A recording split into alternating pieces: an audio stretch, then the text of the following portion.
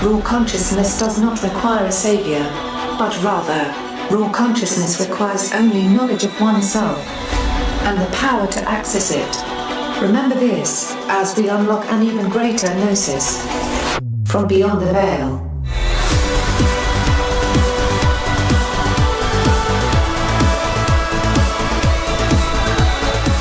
From the Pacific Northwest, good morning, good evening, wherever you may be across the nation, around the world.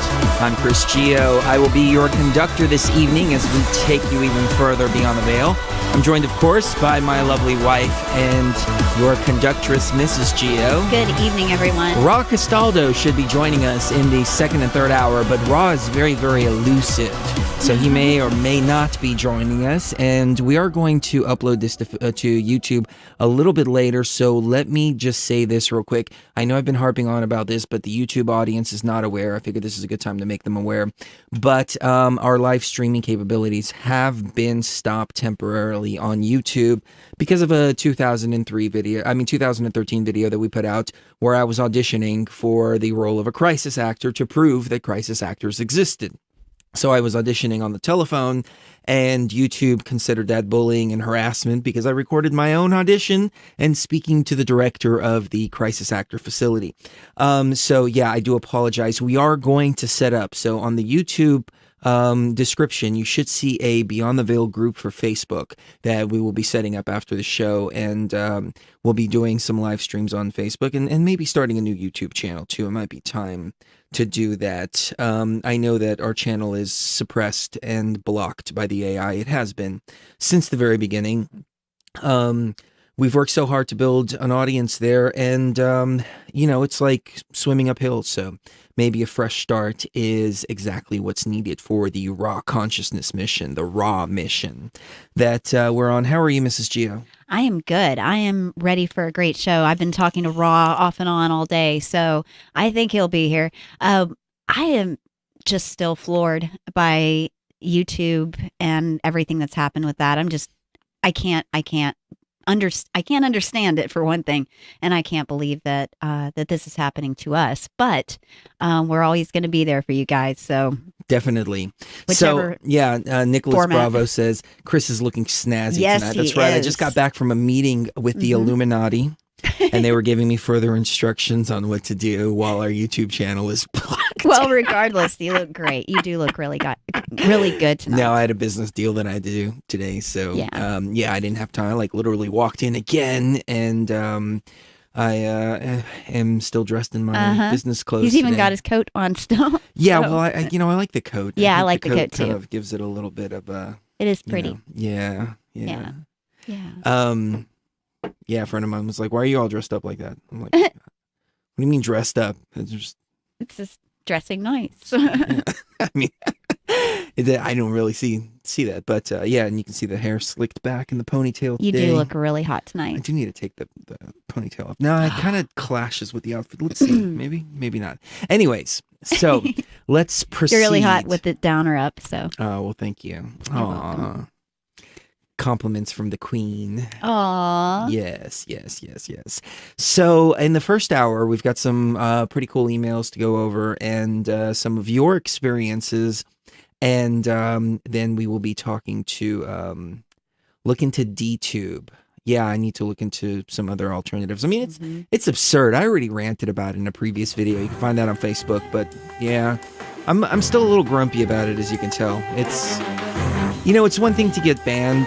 It's another thing to not be even talking about that freaking information anymore. Like, I went out of my way not to talk about this damn Florida thing on YouTube so I don't hit that AI algorithm, and the AI still found something from 2013.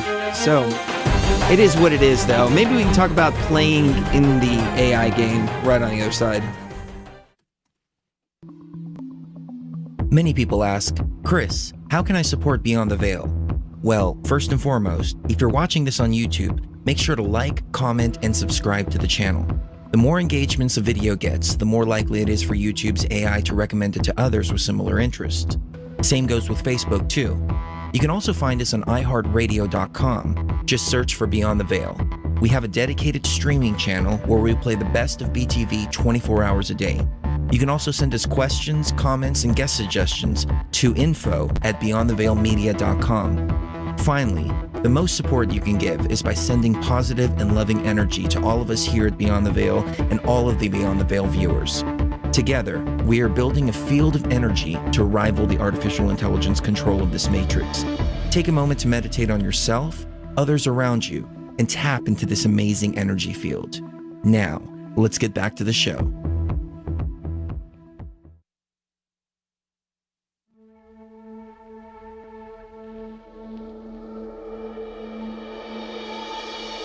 My dear traveler, the purpose of raw consciousness is never to destroy. It is always to create. Build bridges. Create happiness. And bring forth new life. We must live in the hope that mankind will draw together. And that we better understand each other. The more that we awaken, the easier this will become. Now rise. Follow your conductors. And fear no danger. As you step beyond the veil.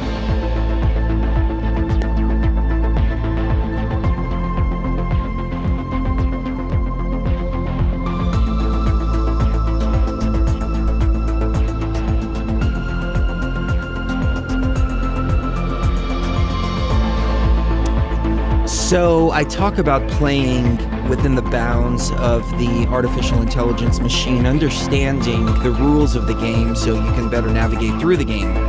And part of this is also applied to on the internet as well. I mean, I think as above, so below, and into the digital realm even more so. But this is why I try to avoid using certain keywords and things like that, because I don't think that anybody at Google, looked at the YouTube video and then pulled it. I think if there was an AI purge of anything that had this particular keyword, the C word, we'll call it the C word, the CA word, which is a crisis. And then it has to do with players. Playing a part. Players playing parts, yes, as Shakespeare would say. So the players, and so they just purged everything completely and totally like that. And this is why I say, stay away from those particular algorithms there. Hold on, I forgot. Having this all in the same thing is going to make those little beeps. But anyways, this is why I talk about staying within the algorithms and understanding the algorithms. Not to self-censor yourself, but rather be tactful when you are delivering certain types of information so you can bob and weave around those algorithms. And the example that I made earlier is if you're in battle and there's a field of enemies and landmines and all that, you don't go running out in the middle of the field just blazing your guns, because you're going to either be shot or you're going to hit one of those landmines and get blown up, but rather to navigate through that battlefield strategically and in silence and stealth too. So there is a big purge going on right now with YouTube, Facebook, and Twitter. And it's not good. It's not good at all. But there are some crazy people out there too. I've already talked about this though, so I don't really want to talk about this anymore, because we talked about it yesterday.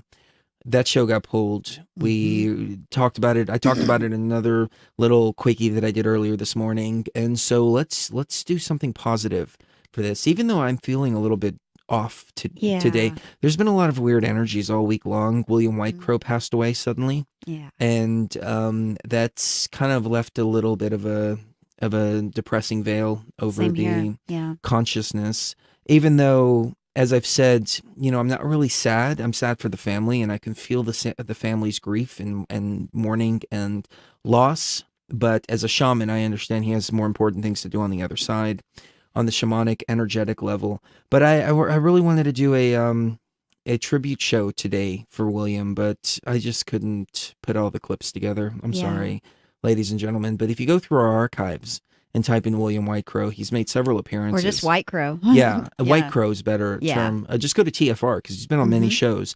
And he's also done shows on his own too, Quantum Quest, which was his radio show. And he's been doing it since last April. So there's almost a year of archives there at tfrlive.com.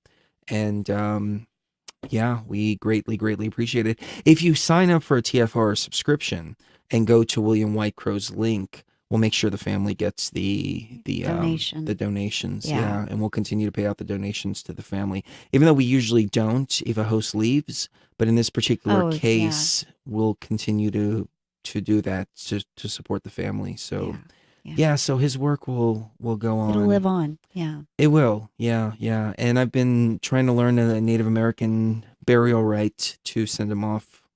And I really couldn't find anything solid, but I was actually thinking about a process in my head. And as I was thinking about this with a different type of things based on the wedding rite, the wedding ceremony that he performed for us, then I saw an eagle fly by, and then I saw a crow fly by. And I Aw. thought, oh, well, that's confirmation from the universe right there. That's that. Yeah. And then it was funny as I was flipping through Facebook too. I saw a white crow, not anything related to William, it was something completely and It's totally a different. white But I crow. was talking to Sue, and Sue says, have you felt him? And I'm like, not really. And she goes, well, have you seen any crows around? And I'm like, and as soon as she said that, a white crow popped up on Facebook in Uh-huh. an unrelated post. Because I know a lot of people have been changing their profile pictures to that white crow picture. That's not what I'm talking about. This was something completely different.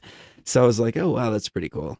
Yeah. That is really neat. Yeah. I felt his presence since, since right before we found out. As soon as I knew that Sue wanted to talk to us, it's intuitively I just knew something's happened to William. Something happened to William, and I I'm so sorry for the family. I just it's very sad, but like Chris Definitely. said, he needed to have stuff done on the other side. So can't fault him for that. We got a really interesting email that has a song that someone named Mike wrote for us. Aw, Uh-huh. that's pretty cool. Can you see what I see? Can you see what's true? This path we walk's not easy. This path I walk with you. The clowns we see on TV, the headline news that's fake. Consume, obey, keep quiet. Do not start to wake. For now we shed our old skin. We see the world as new. Though many walk among us, those that see are few. How did we start this sleepwalk? Lost our sense of place. Aliens among us, parasites from space. We've got to tell the world, our friends and family must know. Laughter, jokes, and ridicule don't interrupt the show. And that's it. That was really good. Very nice. That was really cool. That's Thank you, awesome. Mike. Yeah, people have been sending in stuff like that. Somebody drew a sketch of both me and Cherie. Yeah. And I was like, wow, that's pretty incredible. Yeah, it And, is. I was talking to Frank, and all of the teachers have left, like Terrence and William and several Mhm. others. And No longer with us. yeah. And what it's come down to is now we've become the teachers. We've Yeah. become the Terrence McKenna's out there, and the Dennis Leary's, not Dennis Leary. The Dennis the Leary's. comedian. What's that guy? Timothy Leary. Yeah. Yeah, Tim And we've Leary. become all of them. And so Yeah. it's really cool to the student has become the teacher. Right, Yeah. right. And I was so glad that I was able to meet William, and I'm so glad that I was able to even come across Terrence McKenna's work. I'm so glad that we were able to meet Dennis McKenna, his brother.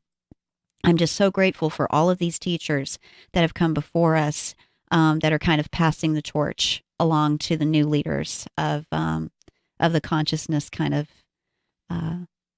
Not, well, I don't want to call it a movement because it's not really a movement. It's just a consciousness raising thing that's happening all over.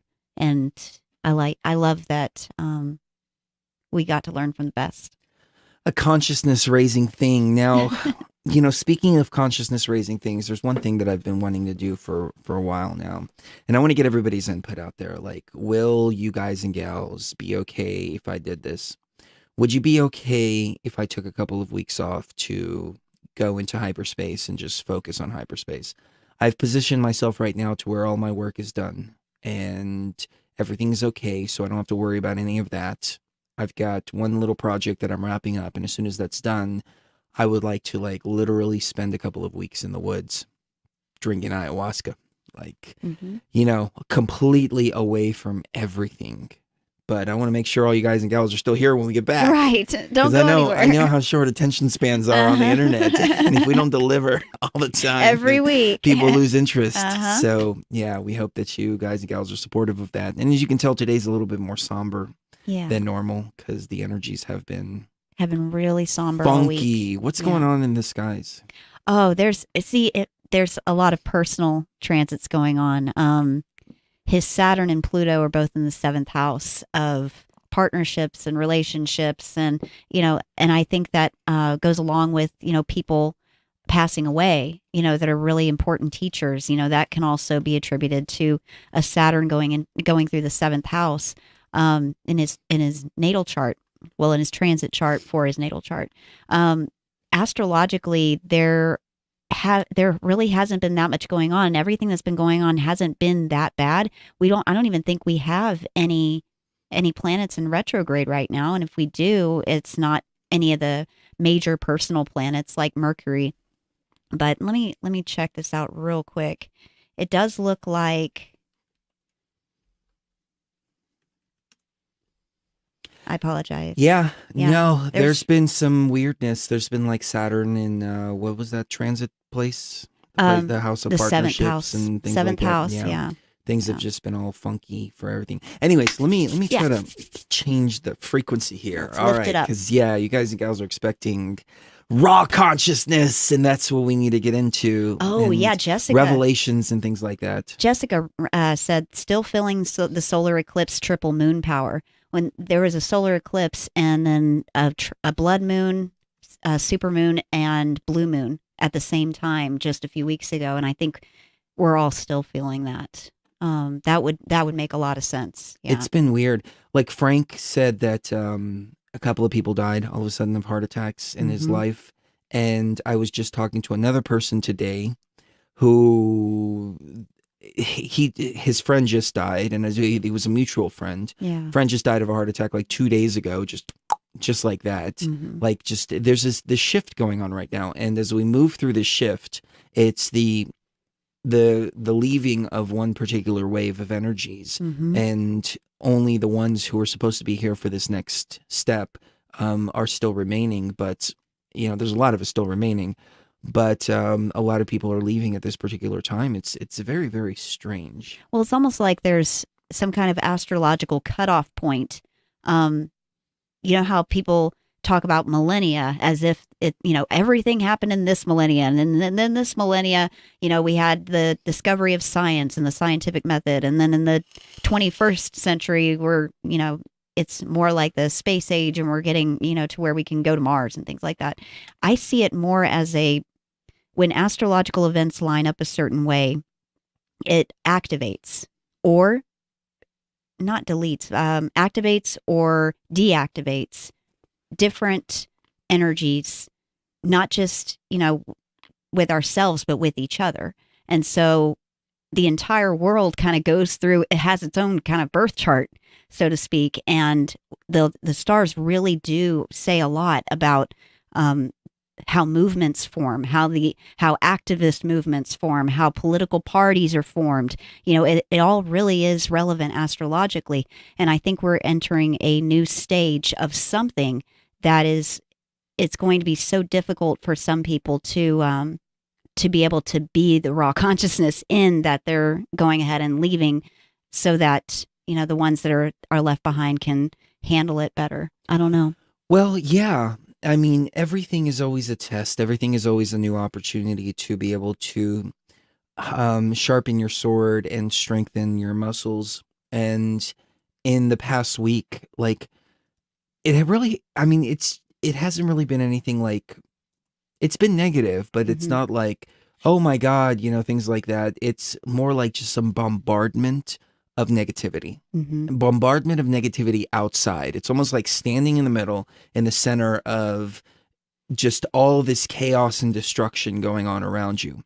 And none of it is actually in your circle because you've been able to stand outside of all this, but it's happening all around so frequently and in such frequency that it's difficult to not get affected by just watching it. I think it may have to do with the Florida shooting too, and the way that there's a media circus all over again. Like it was like nice and calm for a while, and now it's like all of a sudden everybody's like jumping left and right and up and down in all kinds of ways like that. So the energies have been shooken up significantly. Yeah. And this is it's very easy at this particular time to get sucked back into that frequency that this entire construct is real, that this entire reality is real, and in actual fact it's not.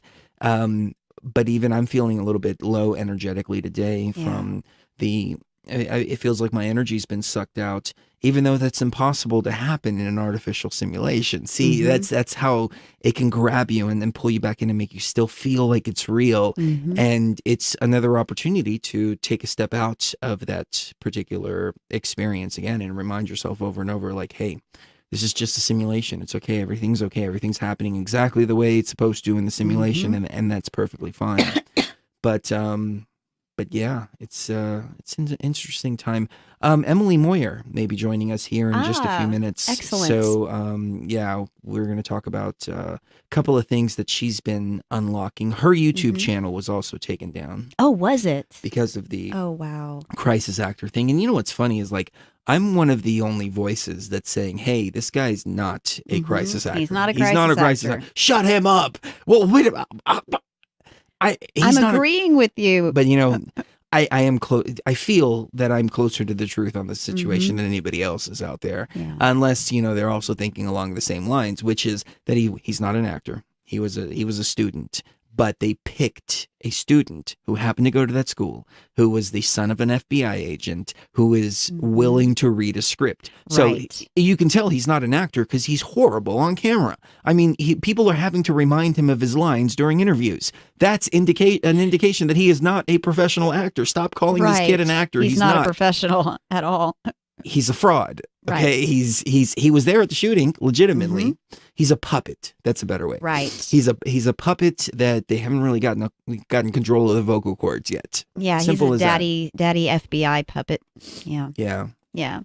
I think it was Frank D said that they just found a tumor in his grandmother's stomach. Oh, so of course. so sorry. Of course. Yeah. I mean, this is what I'm talking about. It's this kind of stuff. And I'm sorry, Frank D. I'm sorry to hear that for sure. Yeah. But this is like, with everything that I've heard, it doesn't surprise me at this point, because this is the kind of stuff I'm talking about. It's been bombarding everybody around us, everybody that we know. They've been dealing with something majorly messed up like that. Yeah. But we'll get through it. We will get through it. Don't worry about yeah. that. We will get through it. Yeah. I don't know when these astrological transitions are changing, but I'm hoping it's going to be in the very, very near future. I've also felt all of our loving energy to your grandmother, for sure. Definitely. I've also felt like there's a storm surrounding me at all times, and I'm just the eye of the storm. Just kind of everywhere I go, it's like chaos, chaos, chaos, chaos, chaos. And then I walk into it, I'm like, wait a second, this isn't chaos, it's just a simulation, so there can't be chaos in a simulation. It all does make sense. You just have to understand it better and really use your raw consciousness to understand it, because if you don't, then you get caught up in the storm.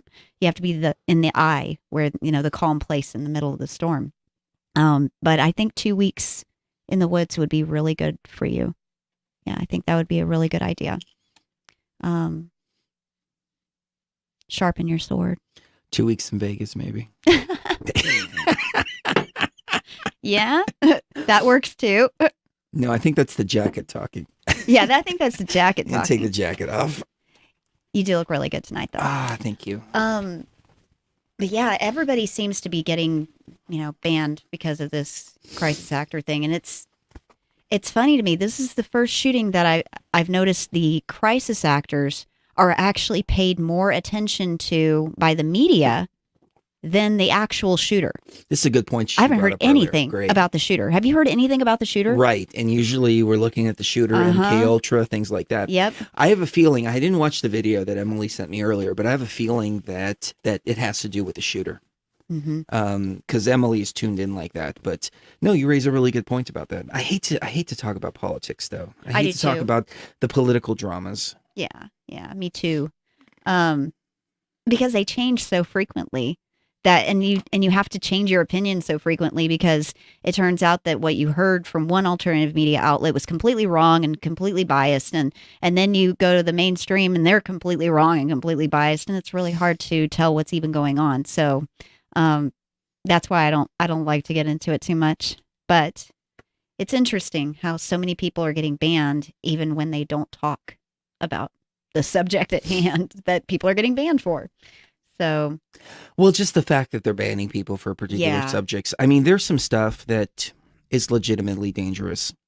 Like that whole thing with the pizza and the kids and how pointing it to the pizza parlor wound up with some guy going over there with an AR-15 or something like that. And he shot into the ground, but he discharged his weapon in the middle of the restaurant. Right. That was complete and total misdirection. If anybody was watching the show yesterday, we played about 50 minutes of that film that we never released.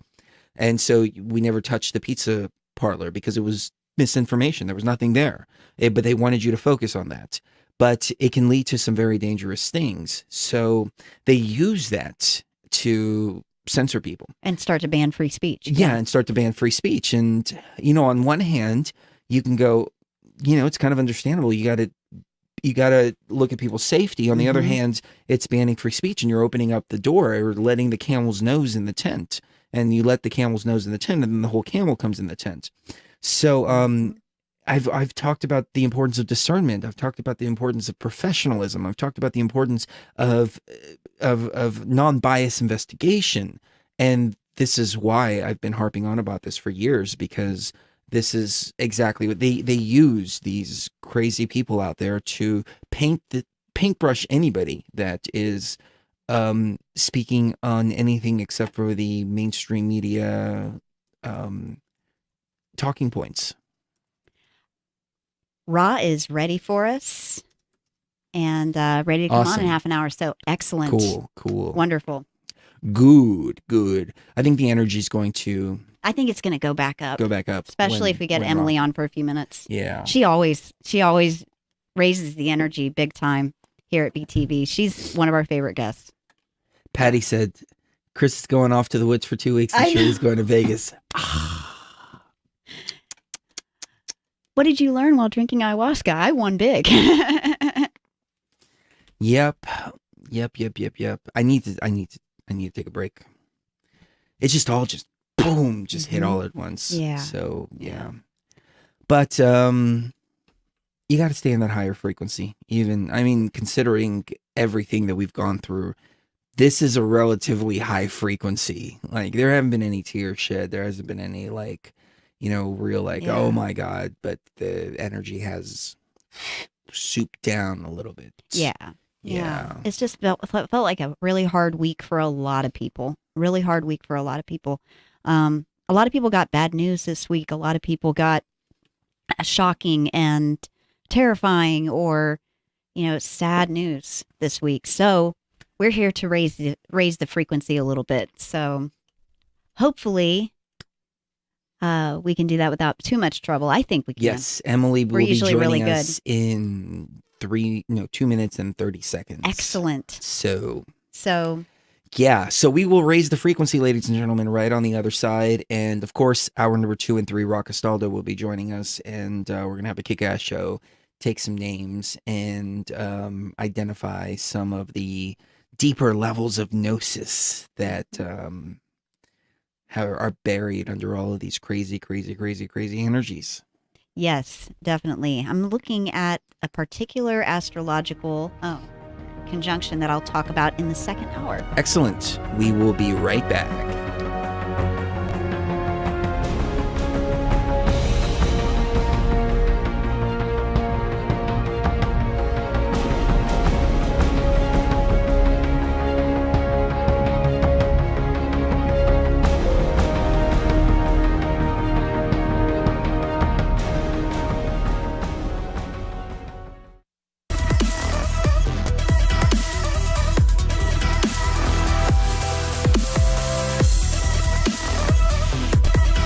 Welcome back, traveler. Take a deep breath and relax as we continue to journey deeper beyond the veil. All right, let's change gears for this half hour. Once again, for anybody joining us, Rock Castaldo will be joining us in the second and third hour of the broadcast. We're going to talk about all things beyond the veil, but right now, we do have our favorite rave vixen and professional MK Ultra deprogrammer on, straight from Off Planet Radio, Emily Moyer. She's got some interesting insight into the shooting and much, much more. And I hear that she is unable to stream on YouTube as well. There has definitely been a purge going on. So, Emily, how are you doing? I'm doing great. Just want to clear things up. I'm not a professional MK Ultra deprogrammer. I actually, anybody who says they're that, in my opinion, stay away. I have worked really hard at deprogramming myself, and I'm happy to share with other people some of the tools, tricks, and experiences that have helped me to do that. And anything I can do to help people deprogram themselves, I'm happy to do. But that is the only person that should deprogram you is you. You can have friends that sort of help you through that, or people who are sort of part of your, your kind of team on that sense. But if somebody tells you they're a professional MK Ultra deprogrammer, run the other way. That's a good point. I've never really ran into a professional MK Ultra deprogrammer. There was one guy who was asking women to go into his hot tub with him for deprogramming. Yes. So yeah, I think things like that take place for sure. I don't think you do that. So no, okay. Not at all. All right, because if you do, give out your websites, because I'm sure a lot of listeners would love to. Yeah, for sure. So you can find us at offplanetradio.com. Our YouTube channel is Off Planet Media. Support us at patreon.com/offplanetmedia. And I'm also now happy to say that I am available for consultations on holistic wellness and conscious lifestyle choices. The idea being to use your body and your choices about your life to help you sort of get unstuck and work through your trauma and become the you you're supposed to be. So, yeah. Excellent. So tell us what's going on in the world of Off Planet Radio. I hear that you two have been part of the purge. Yeah. So first of all, before we get into this, I just want to let you guys know, I know you guys had a rough night last night and you were upset, and then you're feeling a little bit better today, but everybody's talking about your show. And in fact, someone who was in our Patreon group chat this morning just couldn't say enough about how powerful the show was and how excellent your documentary was. So I'm looking to be able to see that soon, because she was really impressed by that. Oh, wow. And, really? Yeah. Wow. So I thought we just shit the bed last night. That's what I felt like too. Well, so another friend of mine who loves you guys, she felt your energy and she was upset by it because she loves you guys, and she sort of, that also sort of speaks to how powerful you guys and your show were. You know what I mean? So I heard both sides of it. Neither of them said it was bad, or, you know what I mean? They both thought, it's obviously dark stuff and not a great topic, but it was powerful and people are talking about it. And, so I'm interested I heard you a little bit this morning. I didn't get to watch what was posted from last night or see that documentary you guys aired, but they pulled it from Facebook they pulled immediately. it from Facebook. Of course. Like that. Yeah. So we'll find another way. Mm-hmm. Yes. But, so Underground. That's actually, and that's the whole point. We'll have to pass out flyers on where you can watch it. Where you can watch it. Map points and shit. Come to this warehouse. That's actually the point of this. And Randy and I were talking about this a little bit in our group this morning. And, he and I have been talking about how we want to handle this. We didn't get our streaming cut because we don't live stream. But our show, so we had a last minute impromptu show on Tuesday. We were going to actually take Tuesday off. But, Randy and I both came across some interesting things in regards to this, particularly some of the things Randy found. So we felt compelled to, which is, our line of things is usually a lot different than what everybody else, even in the sort of conspiracy realm, is doing because of our, background and our interest in the whole mind control aspect of things. So we did a show and we put it right up. And I think, Randy stayed up all night doing it because he knew that we sort of had a window in the middle of the night to get it up and have it be up for a little while. We knew it was going to get pulled down. So it was up for probably about 6 or 7 hours. And then it got pulled and we got a bullying and harassment strike, which we've never gotten anything like that before. And while it's obviously upsetting on a certain level, same thing goes for you guys, that we live in this inverted world where telling the truth is considered bullying and harassment and lying is considered the truth. Mhm. So that is upsetting on one level, but it reminded us that like we actually don't really care that much about YouTube because we consider ourselves to be underground radio, which is what we consider you guys to be too, which is why we feel a kinship with you, and that Aw. we will always find another way. And sometimes the other way might be, we're working on building out our platform so we can host everything on our own website. You know what I mean? We quickly put the video back up at Vimeo and and on our Patreon site and allowed people to view it on our Patreon site for free and people who aren't our patrons. And so if YouTube was trying to get us down, they also helped get us about 35 new subscribing patrons this week. So thanks, YouTube. Nice. We may need to do that because Yeah. it's getting bad. I mean, it's really bad. But see, what they don't realize is that if you bury us, we're seeds. So Yep. we're gonna grow. Also, we're from the underground. We emerged from inside the earth. We're Right. not these like weird invader people that you know what I mean.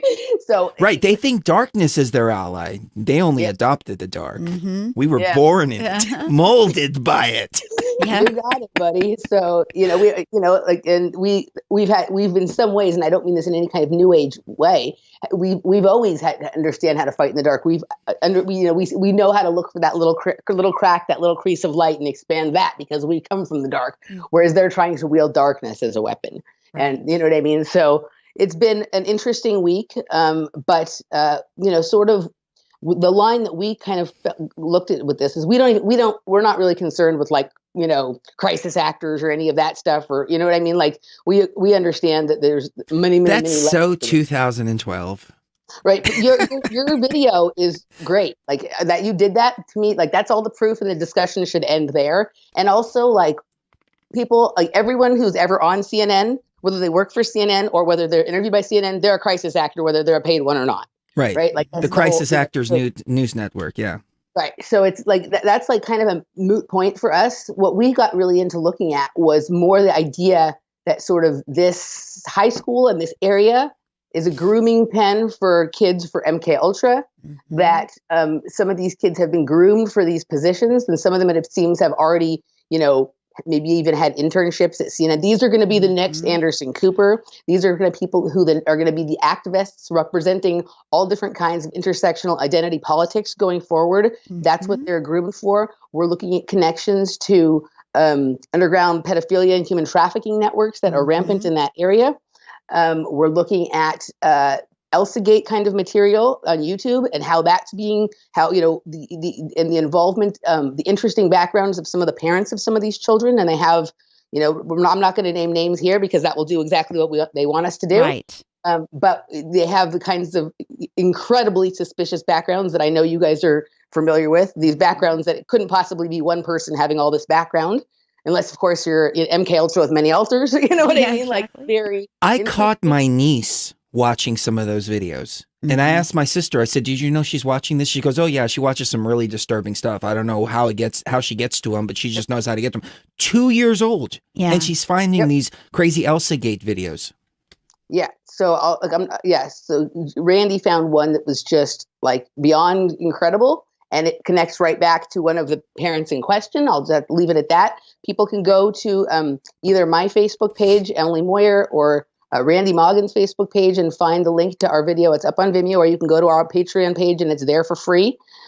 We are going to be digging deeper this Tuesday. We will probably not be posting it on YouTube. It'll probably go to Vimeo and Patreon again. We'll be digging deeper with a good friend of ours who has an interesting background with a lot of these things that we've talked about, and who attended that school several years ago and has a lot of very interesting things to say about the school. We'll be having her on in the first hour, and then we'll be roundtabling it up with her and our good friend Robert Phoenix, who's been doing a really good job covering this as well. He's been linking this symbolically to the Children's Crusade of 1212 and to leftover elements from the Bolshevik Revolution.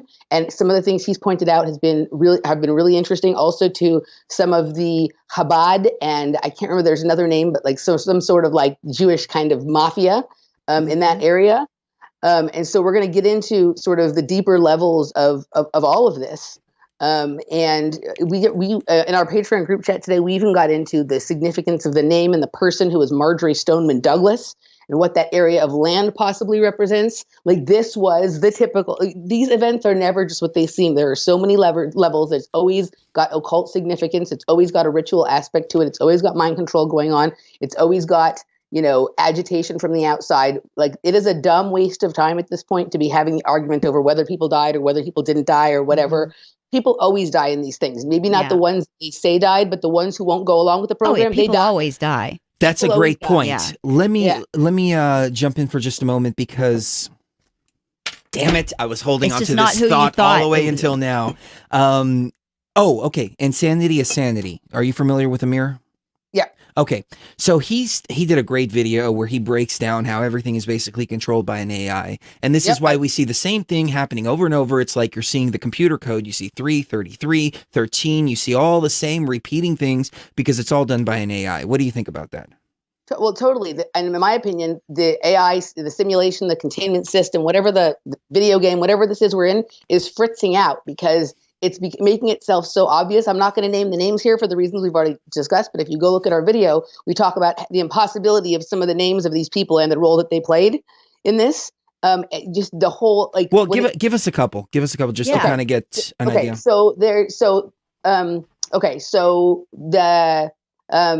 main kid who we've been talking about that's been interviewed on CNN, the one whose name is another word for pig, right? Yes. Okay, so he was on this one video with the girl whose last name was Friend, right? So and so her last name was Friend, right? And then you also there's like a CNN article that was written by someone named Dakin and One or Dakin Andoni, but Dakin and One.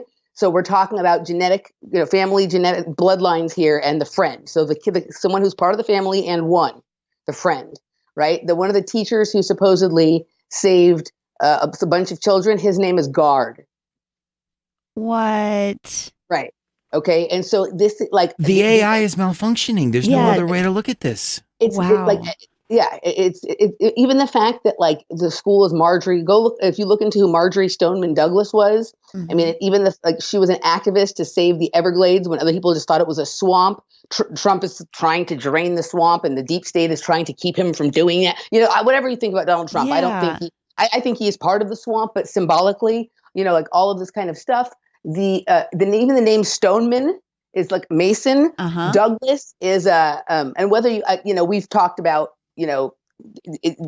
masonry is what you make of it, and it's not necessarily that everyone's bad who's a mason, but they definitely like to wind that into this stuff. You know what I mean? And a Douglas is a dark stream. So we have like the dark stream of masonry, right? You know what I mean? Like it's super. I mean, you can just find a ton of stuff. She was an activist for women's suffrage, and we're talking about this being the children's crusade. If you look at some of these kids, like there's now going to be a new kind of intersectional identity politics. It's going to be kids who were like either mixed race and so suffering oppression that way, or who are gender fluid. And if you look at some of these people who are being shown over and over on the media, they match that profile, and they're also now survivors of school shootings. So that's going to be a new kind of intersectional identity politics. And they're going to, these kids are being groomed to be activists. I mean, look at the way those kids were just shouting and screaming and behaving at that stage town hall meeting the other day. I thought they just ate too many Tide Pods. But that's exactly it. Had too many bath salts.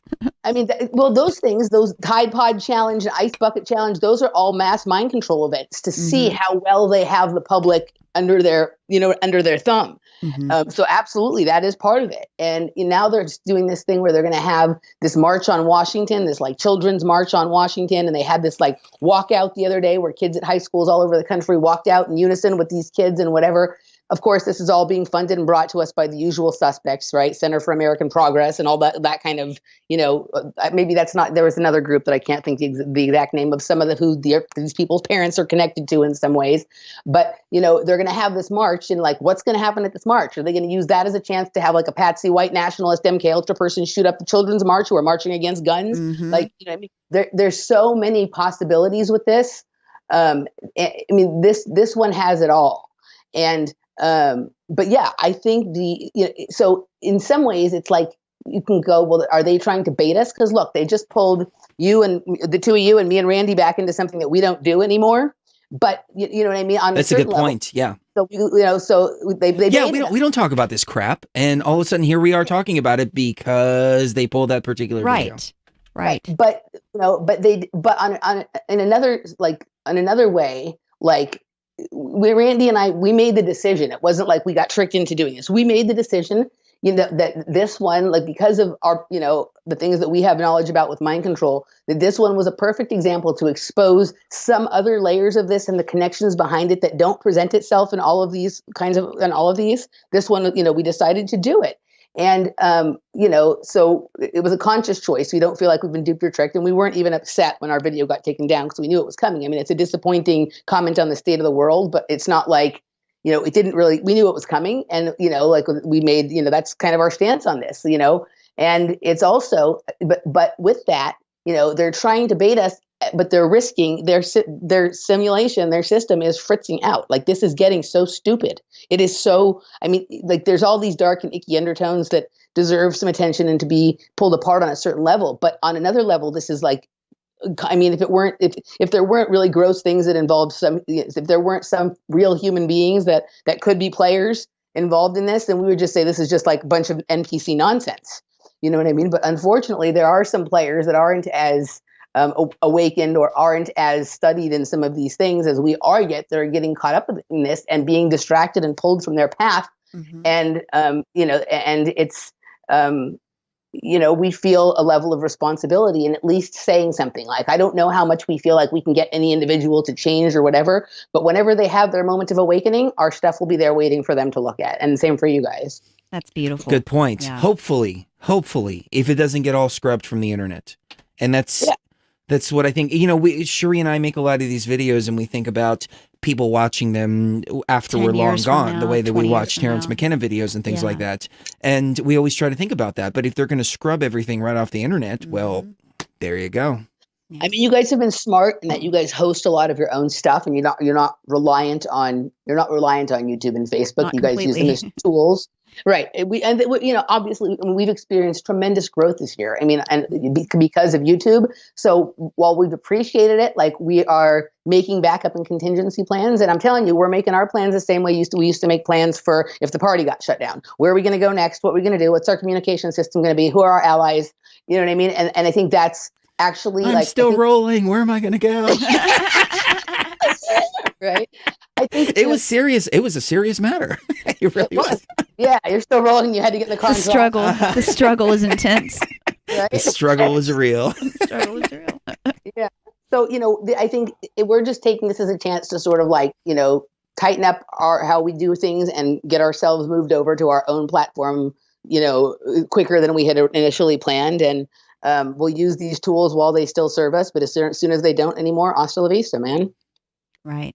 I think this is why it's important to learn telepathy. People are asking, what happens if the internet goes down? How are we going to communicate? We have to become telepathic. Yep. We were talking about that in our group chat today. And, many years ago, Randy proposed the idea of doing the broadcast telepathically.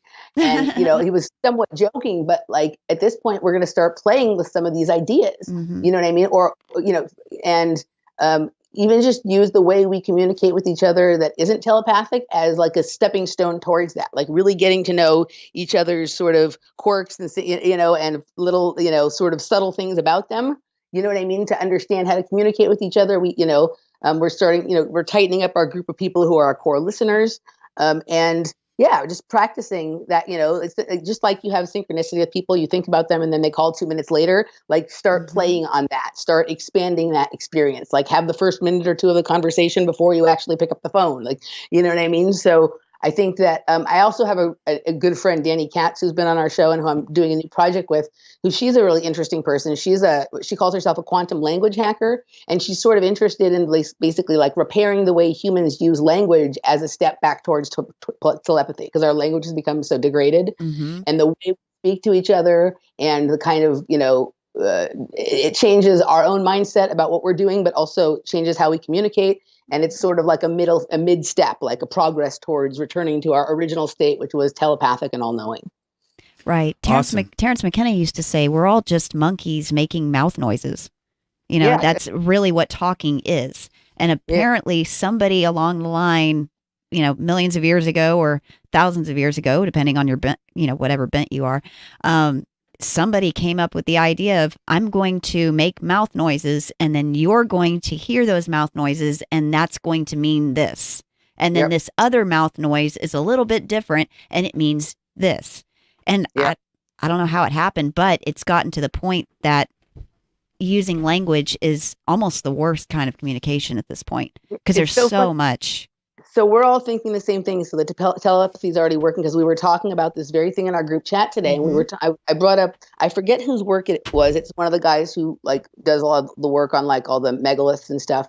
And he talked about how as humans have become more language based, they've become messier and less organized. And if you look at the oldest megaliths, they have the least amount of like pictographs on them, which was early forms of language, the least amount of pictographs, but they're the most perfect. They're the most geometrically perfect. They're the most, they're built, they're the most sound in terms of like all the pieces being uniform and stuff like that. And as there became more pictographs and more language, like the megaliths became increasingly imperfect. And so our ability to sort of, communicate telepathically what we were doing with each other was far superior before we had this mouth noise nonsense. Well, and Nicholas Zervos just pointed out that the only reason we have these mouth noises is because we had to, because someone shut off our telepathy at the Tower of Babel. Yeah. Ooh, good point. We used to be able to be telepathic. Yeah. I mean, I think the telepathy existed in the same kind of way that we used to be. And when I say this, I don't mean it in any kind of transgender way, but we used to have a much more unified brain that like right and left brain worked together instead of the situation we're in now, where like they're only ever working together when we're sleeping. And right and left brain worked together. And that meant we also were in better touch and balance with our male and female characteristics and possibilities. And I think that like people's awareness to this, as it's rising, that's what a lot of this push towards transgenderism is about. It's about externalizing something that should be an internal process, which is coming to terms with the male and female aspects of yourself, and balancing your creative power with your intellect, and balancing your aggressive tendencies with your sympathetic and empathic tendencies to create a well-rounded human. And that I think that split happened at the same time that our loss of telepathic ability occurred. Right. It's taking something spiritual that should be spiritual and then and kind of mutating it into an ego-based kind of materialistic form of it. When you get into the whole transgender thing, I'm not against transgender people. I think they're awesome people. I've met quite a few, but it's turning something that is spiritual into something physical, and then it loses all the magic when you do that.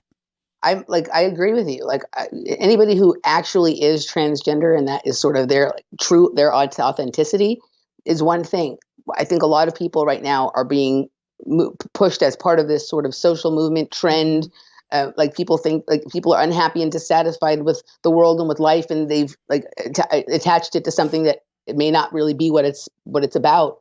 And, for most of these people, it would be a more powerful spiritual and internal experience to transcend and include, as opposed to, chop off. Divide and chop off. Well, the way I see the transgender movement, because there are some people that are genuinely, they feel like that genuinely. Right. And I've met some transgendered people who are legitimately female. I mean, everything about them is female. But I think what it is, it's an attack on consciousness. Yeah. Because consciousness is supposed to be balanced left and right. Between the two, male and female. And, they're taking it and bastardizing it in gender instead of consciousness. Right. Yeah, absolutely. This is not in any way like a statement or a judgment about any individual or whatever. I agree with you guys completely in everything you just said. I just wish people, before they make, some of these people are making these decisions before they've had any real like spiritual experiences as a human being.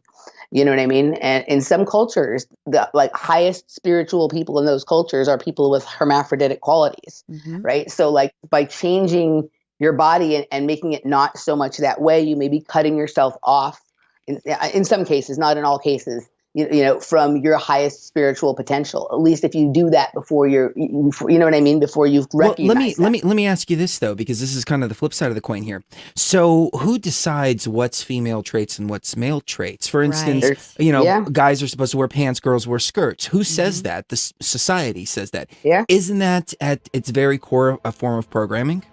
Totally. See? There you go. So the program is all up and down the line. Hey, stick with us for this next short segment, and then we have Rock Castaldo coming up, ladies and gentlemen. We'll be right back as we step even further beyond the veil.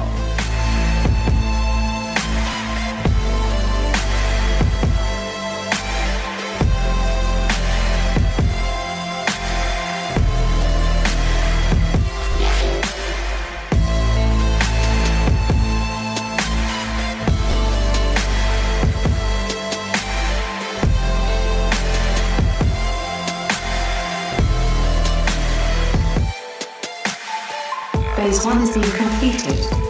Phase 2 will be initiated momentarily. Please remain seated while we prepare to go deeper. You can visit us at www.beyondtheveilradio.com.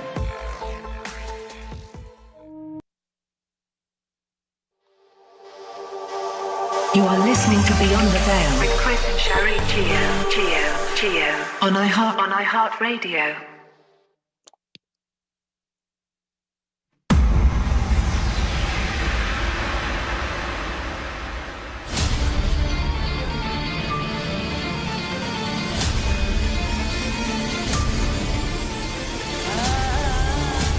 Before the soul can see, the harmony within must first be attained, and fleshly eyes be rendered blind to all illusion. As you step beyond the veil,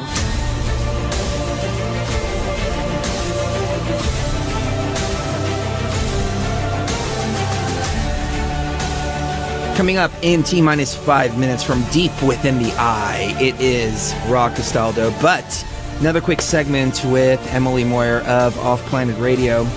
And, I don't know what's been going on with me tonight, but I've had really great thoughts and then they just disappear and just leave right when they're about to come out of my mouth. And do you ever it's have gone. that happen? Yes, almost every show. I have at least one of those, so I know how you feel. It figures. So let me go back here just for a moment and just pulling this thought back out. Okay, so it has to do with the code that we were talking about earlier. Insanity is Sanity brought up the idea of the program that's playing out a code. And really it sounds like with what you were describing earlier, Emily, with guard, for example, and friend and things like that, it sounds like the code is just using the placeholders and it's not actually changing out the variables. I don't know if you know about computer programming. I think a lot of people do in this day and age, but that's exactly what it sounds like. Like it's no longer using variables. Now it's just using the placeholders. Mm-hmm.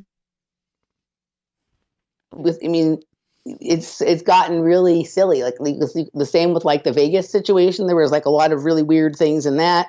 You know what I mean? With all of these things, like I've brought up a couple of other times on shows that like some of our hints should have been that we had Hurricane Harvey, the Harvest Festival, and the Harvey Weinstein incident all within a few weeks. It was like trying to generate some kind of event related to that name, and it like fritzed out and did all these different things. We also had Hurricane Sandy followed by Sandy Hook, and the Hurricane I Sandy. remember that. Hurricane Sandy moved in a hook shape around, northeast. But the other one that's interesting, I also spend some time looking at like what's going on, like in the more slightly off mainstream, but still political kind of people. Like I pay a little attention to people like Dave Rubin and Joe Rogan and Jimmy Dore and things like this, and the intellectuals that they're talking to that like. Some of them may have some potential to wake up. And one of the weird things that happened over the summer was we had in May or June, there was these very strange protests at Evergreen College in Portland that were basically like, students claiming that Evergreen College had this huge race problem. And they blamed this guy, Brett Weinstein, for he's an evolutionary biologist who operates on facts, right? As being a racist when actually his entire life has been about creating equity and fighting racism. But this is how silly their movements got. But his name was Weinstein, right? So then a few months later, we got the Harvey Weinstein, which is pronounced differently, spelled the same. But his wife's name is Heather Haying, okay? And the girl who died in the Charlottesville protests also, and also about race, her name was Heather Heyer. Wow. So we're getting all of these like double spinning of like something funny is going on here. Like it's not either they're using it either way. It speaks to code and some sort of programming and simulation. Either they're using it as a way of communication, or these are events that are programmed in to happen, and whatever needs to occur to make sure they happens. And like literally, I think that's why some of these events look so messy, and you can't tell if it was like a false flag or a hoax, or if it was a team of hitmen, or if it was an MK Ultra patsy, or if it was the mafia. Or what it is, because like there are many things. It has to happen. The event has to happen, and there's like many groups deployed because they're all being triggered by the same code in the simulation. Wow. It seems like things are being repeated over and over and over again. Yep. Gives new meaning to being out of the loop. Especially if many of the people that are involved in these events are NPCs that are programmed. Yes. And I don't mean to cut you off. triggered. I don't mean to cut you off, That could definitely be the case. But Emily, give us your website real quick. Once again, offplanetradio.com. You can find us there. And thanks for having me. Say hello to my buddy Raw, and also you guys condolences on the loss of your friend William Whitecrow. Awesome. All right, Thank you so love much. you. Love you. Bye. All right, ladies and gentlemen, we will be right back with the one and only Ra Castaldo right here on Beyond the Veil.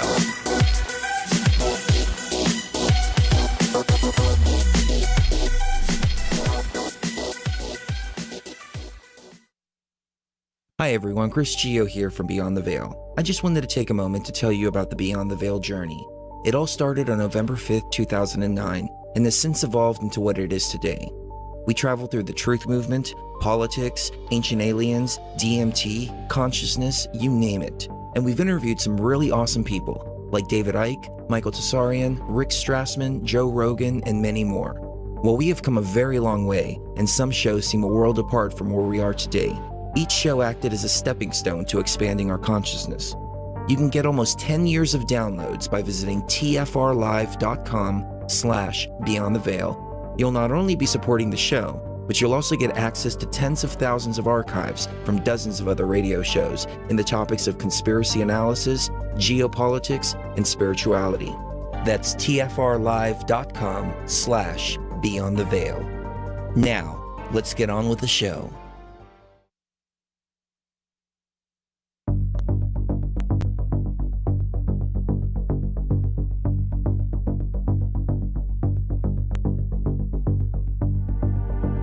Fellow travelers, always remember to walk uprightly and circumscribe your desires as we travel upon the level of time to that undiscovered state of consciousness, traveling to the place where once obtained, no traveler returns. The place of raw consciousness which awaits us when we have passed beyond the veil.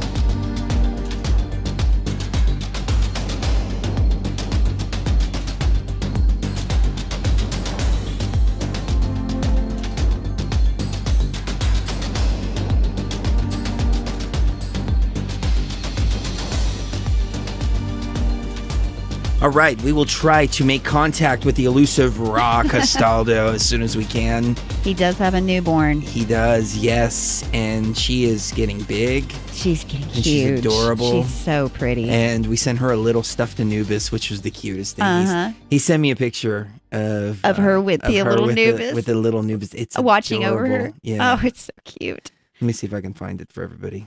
Well, and while you're looking at that, I just wanted to point out I just got an idea, and I get these really funny, weird ideas. And tell me out there if you think it's crazy. But I'm wondering if the AI is using codes to trigger certain NPCs in certain areas to carry out their part, whatever their part is in a false flag event or a staged event of some sort. They get triggered. And then in their minds, they really did do what they think they did. They don't realize that they've been triggered to play their part in all this, whether they're a first responder or they're a chief of police or they're a firefighter or they're a teacher or they're the actual student that's shooting these places up or they're an extra shooter that's kind of on standby. Some of them may not even realize that they're part of something like this. And that's what makes it so believable to the general public is the fact that these, some of them look absolutely genuine. I'm wondering if maybe they were triggered, but they think they don't know that they've been triggered. So they even think that they're genuine. I'm wondering maybe, something like that. Oh, Emily thinks I'm right. That's a really good point. And,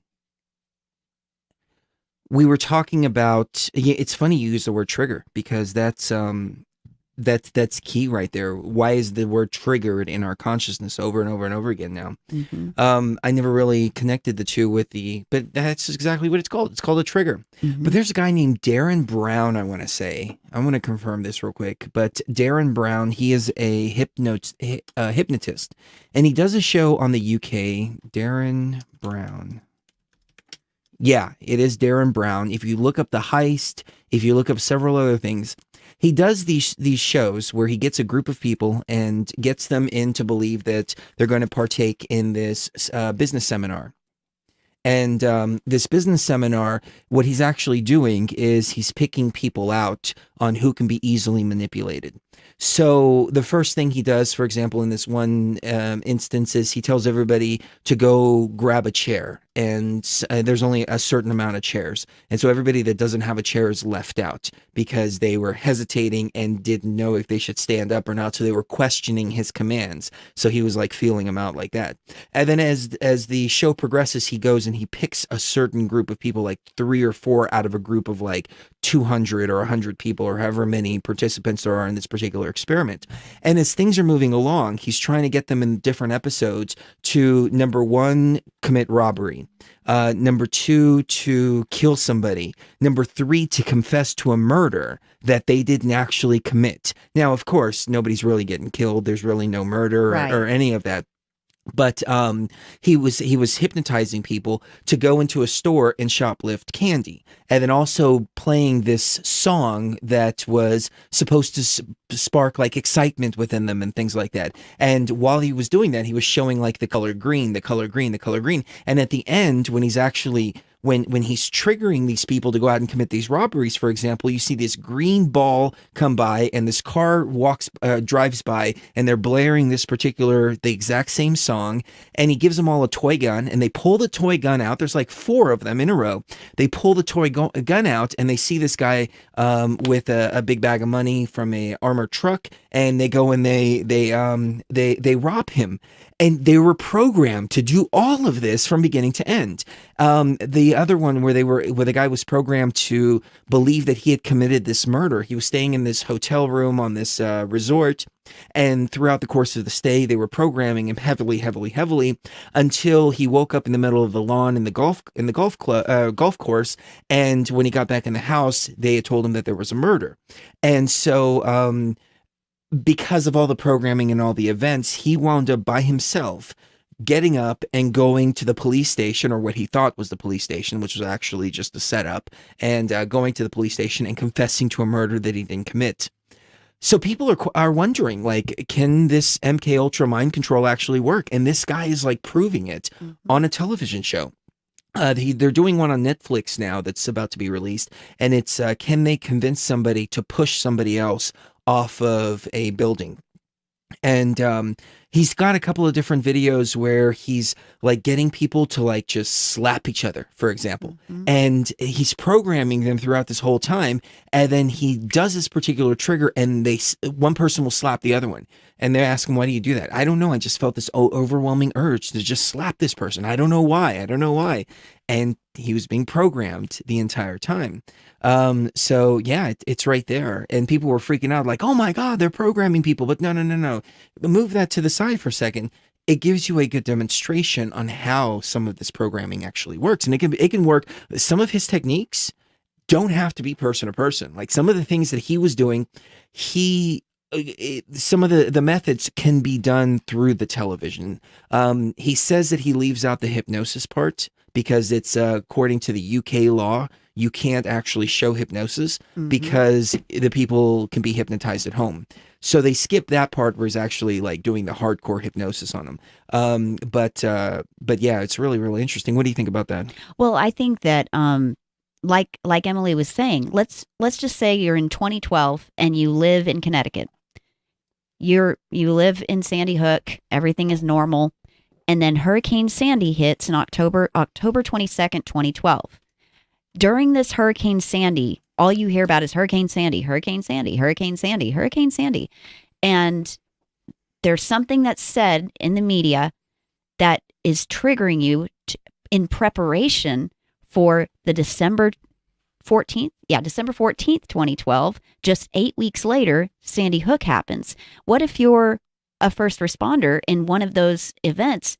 Of course, you're going to do what you were triggered to do ahead of time, like you were prepped ahead of time to do this, and you don't even realize it. And then afterwards, when people are saying, oh, it was a fake shooting, nobody died, look at the FBI, they aren't even listing any dead bodies for 2012, that makes no sense. It's still in their minds. They did what they were required to do, and they did the right thing. And how dare you? I was there. I saw. When really you didn't see. How many people out there right now are sitting there with a trigger just waiting to go off? Mm-hmm. I don't want to get too conspiratorial here, but do you remember that Joker thing that Alex Jones did? Yes. And do you remember one of his listeners dressed up like the Joker and went out and shot some people? Yes. I don't know. I think he was shooting cops or something like that. Yeah, I remember that. That felt like a trigger. Mm-hmm. To me too. Yeah. It was just too intense, it was too intense for it to be a joke. It didn't feel like a joke to me. The queen of triggers is on with us right now. She's decoded everything. She really has. I love this girl. Emily's back with us. Emily, what do you think about these ideas? So yeah, I think so. Triggers. There's all kinds of triggers. Like there's ones that are placed there nefariously. One of your listeners just brought up in the chat that there's some that we programmed ourselves with to remember who we are, and that's very true as well. And part of the work of deprogramming yourself is to figure out what code was placed there by someone else, what code was placed there by you, all of that kind of stuff. And it isn't just people who've had a direct MK Ultra experience that need deprogramming. At this point, because of the influence of mass media and obviously with the internet and all this kind of stuff, but just also our connection to one another, we all could use a process of deprogramming ourselves and starting to look into what makes us, things can be as simple as you hear a word or you see something or you smell something and you have a funny reaction to it. Now, there's nothing wrong with that per se, but it's important to be aware of it. Right? Notice the subtle changes in your body and you'll start to recognize what is something that is authentic to yourself and what is something that is coming from an outside layer. If that trigger thing makes you visualize something that is not something that is in your normal realm of thought, then that's a sign that it could be something for outside of yourself.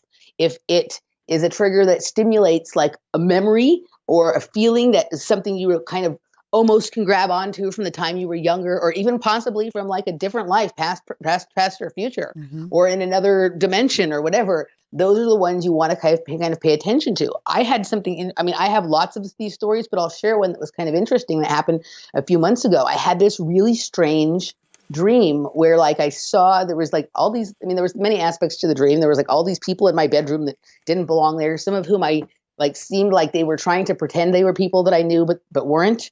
And I was trying to throw them out of my room. And there was this one person standing in the corner over by the TV that looked sort of familiar to me, but it took me a while to remember who it was. But what he was doing is he was standing in front of my smart TV and in front of it saying the word sleeper cell. And I woke up, I jumped, I woke up with a start and I was oh my God, what is that?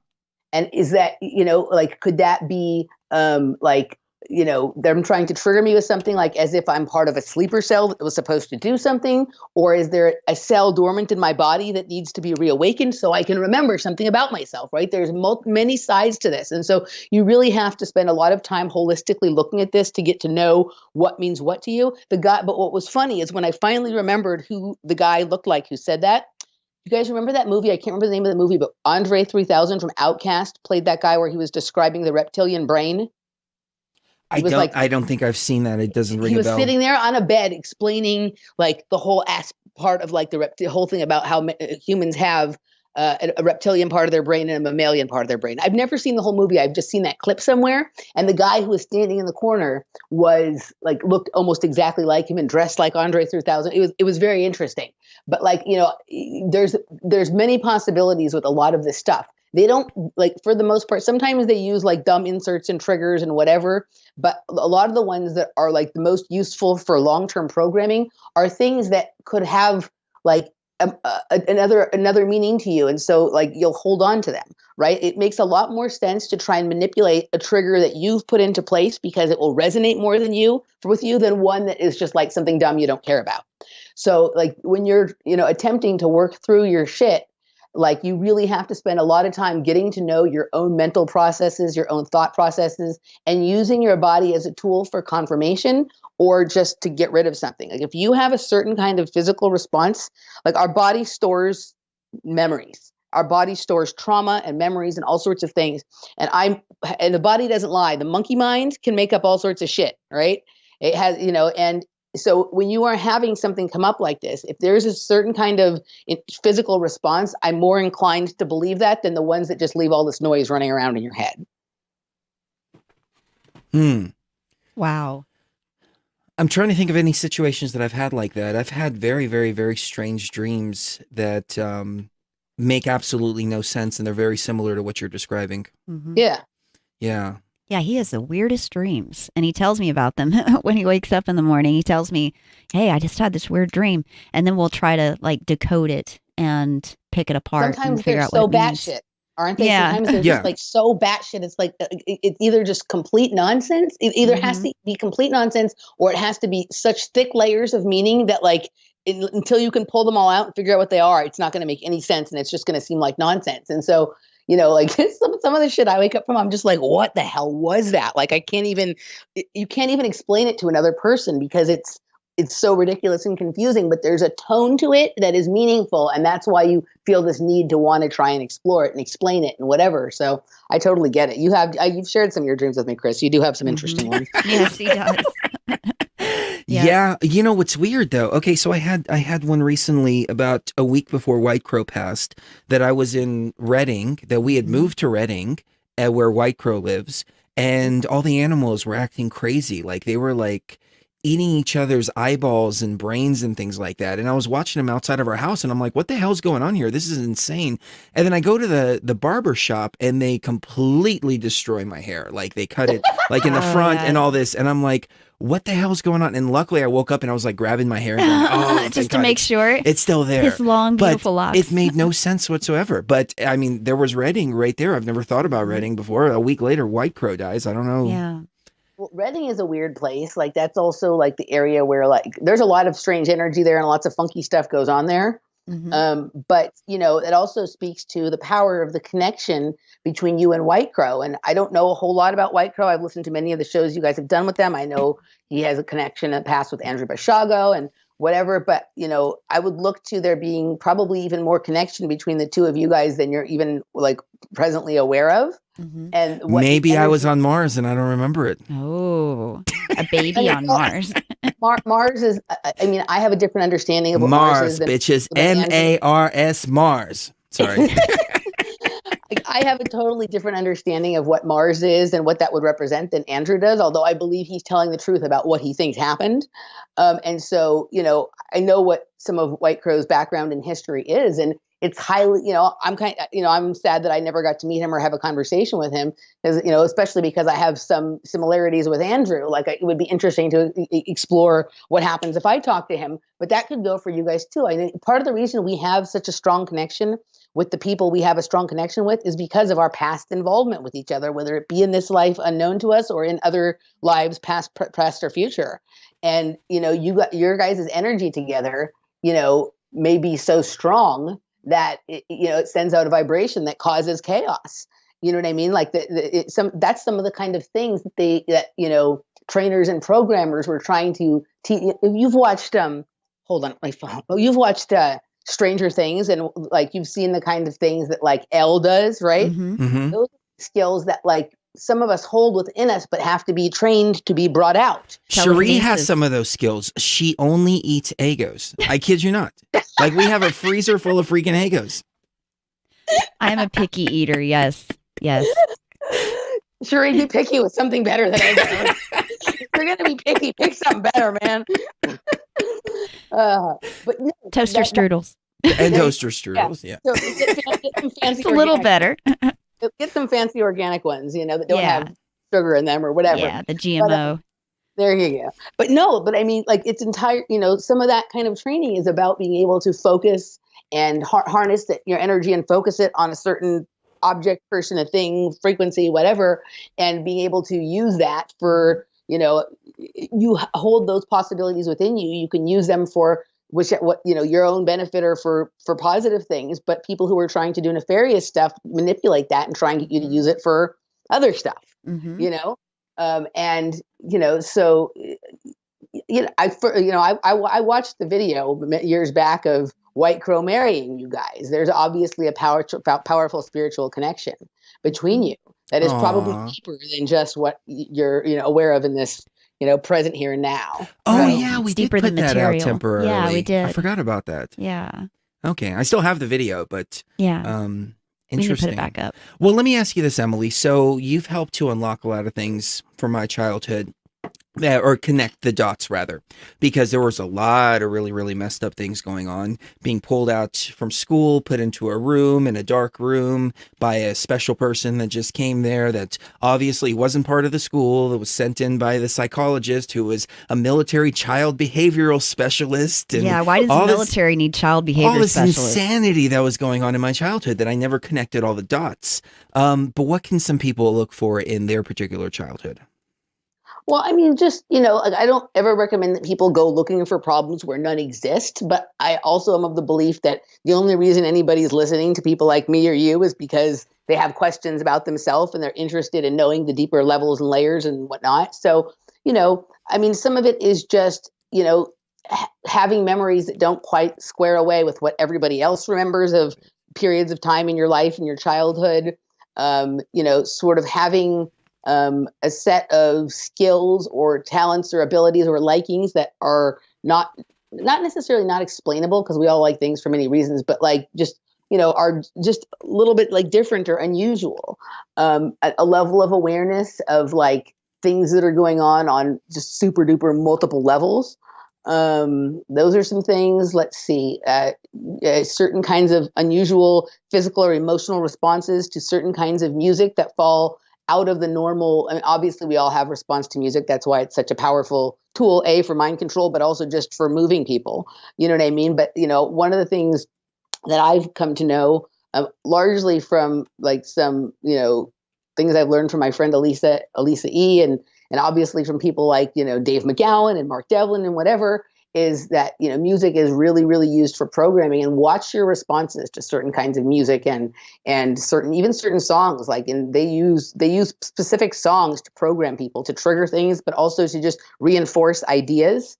So there's those things. There's, just if often like it's, if you're a person that doesn't necessarily fit in your family or even in your group of friends, like, of course there's some people that are just odd, but like often that has other reasons behind it, so it's different in every case, you know what I mean? And there's not, at this point, we're in such a weird space because of the technology that's available. And, they've a lot of like mind control has shifted from like direct kinds of MKL programming that we think of, like the classics model, to more like, fused with this sort of TI, targeted individual electronic harassment thing. Like that's a form of it as well. And I think what we're talking about in terms of like the simulation triggering non-player characters, or even trying to distort characters that are players and trying to, take them over kind of thing, is like a level of that sort of fused technological aspect of mind control.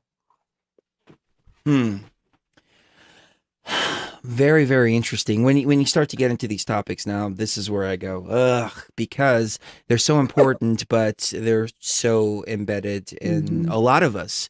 And what do you think about this particular shooter here in the Florida situation?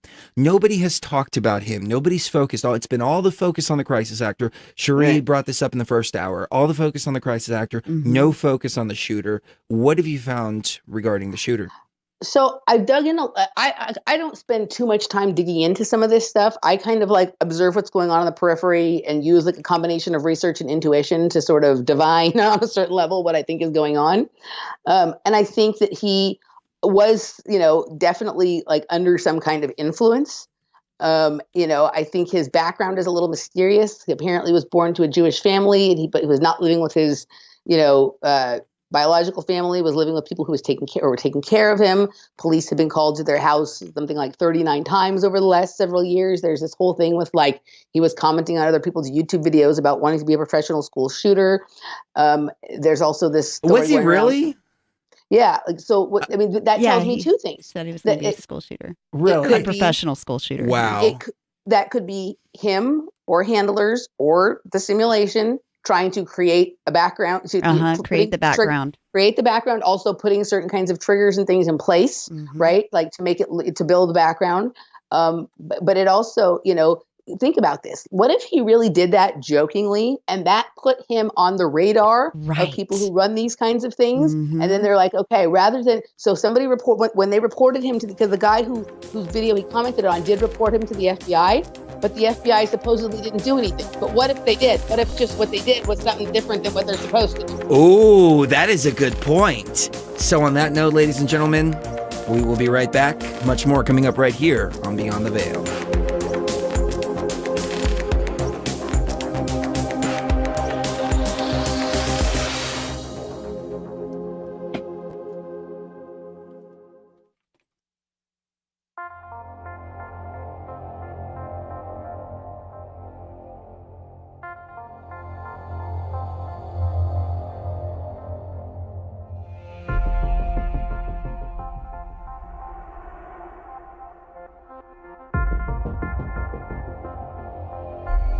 My dear traveler, remember this.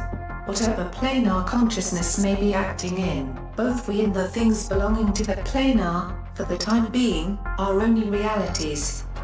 However, if we mistake the shadows for realities, we find ourselves confusing the upward progress of the ego as an elevation of consciousness.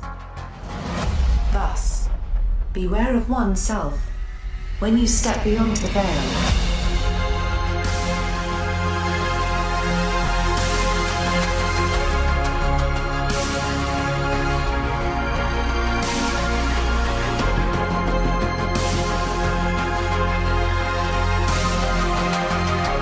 We have the most epic bumper music. Yeah, we do. It's pretty badass. I think we might need to tone it down a little bit. It's a little too epic. But anyways, we have Emily Moyer on, so the bumper music is equally epic as the guest is tonight, talking about mind control, MK Ultra, and programming. I wonder. See, people look at this David Piggy guy. Right. We'll just call him the piggy guy. How about that? So people look at this guy and they're pointing the finger. He's this, he's that, et cetera, et cetera. He was raised by a freaking FBI agent, like from birth. Mm-hmm. He was programmed systematically to do this. Mm-hmm. So I think it might be a little bit wrong to point the finger and blame at him directly and consider the circumstances and environment that he came from. Mm-hmm. So maybe that's where the truth movement kind of goes wrong sometimes. Emily, what do you think? Yeah, no, I think all of these kids, however much we might not like some of the things they're saying or doing, they are all victims of the same thing Nicholas Cruz is a victim of. They're under mind control. Yes. They have been groomed by their parents. Many of them have probably been sexually abused, and they're being used for something that they don't even understand. Right. And so we need to have a level of compassion for them. Yelling at him and screaming crisis actor, although we need to be like clear on like what's going on here and talk about it truthfully. This is not the fault. This is something that is being done by adults who are, sick and twisted and cruel and evil and don't, have any kind of humanity in them whatsoever. And they're using the children as pawns because they're not powerful enough to make something happen by themselves. They have to use children because children have a different kind of energy. You know what I mean? Like this. The sick elements of this world, the frequency band that they keep trying to pull us back into is run on the sexual energy of young children. Right. And you guys know that because you made a documentary about it, right? Yes. And so these kids, there is nobody who's okay, like ends up doing what they're doing. Mm-hmm. Right? Like a person who if this were just a natural organic situation, which I don't believe in any way humans' natural state is to be, unnecessarily violent with people. I mean, sure, there's anomalies and whatever, but if this was let's just say they're just by nature was a crazy person who did something like this, like the kid would be and they lost friends and they were scared. They would be huddled in the corner. They want their mommy. Yeah. Mommy. When something happens that's upsetting to me, I revert to that state on a certain level. They're not out there trying to affect policy changes. Right. Most of these kids are not old enough to understand what a policy change actually is. Mm-hmm. And so and on some certain level, and this is hard for a lot of people to get their heads around. Even the people who are doing this, running this stuff, they're sick. And they've had something done to them. and like I'm not suggesting we don't speak honestly about them, or that we don't hold them responsible for the things that they're doing, but they need healing as well. They are on this planet with us. And if we are ever going to progress and evolve into exactly the beings that we're supposed to be, we have to be mindful of that. Yes, definitely. It used to be all about the children. Oh, the children, the children, the children. They know that tack isn't working anymore. So you know what they're trying to do? They're trying to lower the age of voting, the voting age to 16. Of course. Trying to lower it to 16 so that, in my opinion, an attack on Trump. It's an attack on because everyone. They want to try to take him out in 2020. They know they can't, so they want to try to get some of the kids in. And these kids were just eating Tide Pods a couple weeks ago. Now they're experts on gun control. They're experts. Totally. I mean, think about it. You can, like, kids before they're developed in any way, like, some of them are looking at a situation where their parents can't afford to send them to college. So if the people who are trying to do this are offering things like, well, we want to make voting for these people, and you vote for the Democrats or whatever. I don't care which side. Like, I think it's all a nonsense scam anyway. But the offer of free stuff is much more appealing to people when they're young. Than when they've developed a certain level of wisdom and they understand that nothing is free. Also, kids are a lot more ideological. And so if something sounds like it's about feelings and nice and, that kind of stuff, like, they don't have that, like, practical part of their self to balance that with. You know what I mean? Like, it takes, when you're younger, and even sometimes as an adult, but it's your tendency to operate from a more emotional, ideological space, and at a certain point, you have to balance that with, like, logic and like, knowledge of, like, what actually happens in the real world. And I mean, these kids are from Parkland, right? Like, they're not clear on what the real world is like. You know what I mean? Like, it's. We thought it was interesting that it's called Parkland, and we think of, with Florida, we think of Disneyland, and Disneyland is a park, and you know what I mean, like, there's all these elements, but yeah, there is there's nothing to be gained by throwing eggs or tomatoes at the kids that are being used here, right? They're being used just like the public is being used. Right. Yeah. People fail to take that into consideration sometimes. Oh, go ahead. Sure. Well, I'm looking at these kids, and some, like that FBI son, the son of the FBI agent. The way he's speaking, it's like he's angry at the general public, and you better do something. I'm an American too, and I have a voice, and you better listen to me. And it's almost like the children are talking down to the parents, just like in 1984. I mean, did you see some of those clips from the town hall where the kids were, like, screaming at Marco Rubio? Now, I have no love for Marco Rubio or Dana Lash or any of those people, but, like, the way that it is exactly what you're talking about. It's like the inmates are running the asylum to a certain extent, right? So, I mean, Marco Rubio, he's a politician, he's a liar. Dana Lash, whether you like her or not, a lot of the things she says make sense. And both of them were behaving in polite manners. So, like, just the fact that not only those children were doing that, but that it was, like, being encouraged and condoned is the cheering celebrated. On of that Celebrated. Yeah. It's complete. I mean, and the shaved head girl was, like, feeling her power. You could see it. Like, the same way you see when you watch, like, protests, you know what I mean? Where you see, like, the fat girl with the blue hair, with the pussy hat on, who's, like, screaming down, like, some white single Christian man, white male, who's, like, screaming him down. And she just feeling so empowered, and you can feel all of that energy radiating off of her. That, my friends, is Loosh. And that is what the, like, demonic entities that exist just outside of our, visible spectrum, right? Like, and I don't mean that in the Christian any whatever kind of way, but, like, the you know what I mean, right? They're waiting there right outside of our field of vision. They're snacking on that shit. Right. And they're the people, they're the entities and energies that are sort of running. They have like a energetic connection to some of these busybodies on the ground that are carrying out these plans. And that kind of emotional release is like food for people who are, it's different, but similar to the kind of release of emotion and energy that happens when a child is sexually abused. Right. Yeah. It's different, but it's on a similar kind of level. You know what I mean? It carries an energy signature with it that is just like almost like pheromones for people who are attracted to certain kinds of energy. Mm-hmm. Well, and it's just like Dana Loesch, the NRA lady. She said, "You guys love this. Oh, stop. You love this. This is good for your ratings. It's good for your business. So you're just going to run with it. You know, no matter how." Well, you know what I found odd are. about that town hall is she was telling him, "No, I agree with you. I agree with you." Rah! As they were trying to get her to say a certain thing. Right. They were trying to get her to. That was, and then she pointed the blame at the police and said, "Hey, wait a minute. You guys were supposed to be out there 39 times. 39 and you didn't do anything about it." Stopped him? And the cop was like, "No, it's not our fault." Well, wait a minute. What are we paying you for? Right. Well, and now there's starting to be some evidence that there's a police officer on the scene who didn't go into the building. Right. Like stood outside and listened to it, which is, we've heard this in some of these other situations.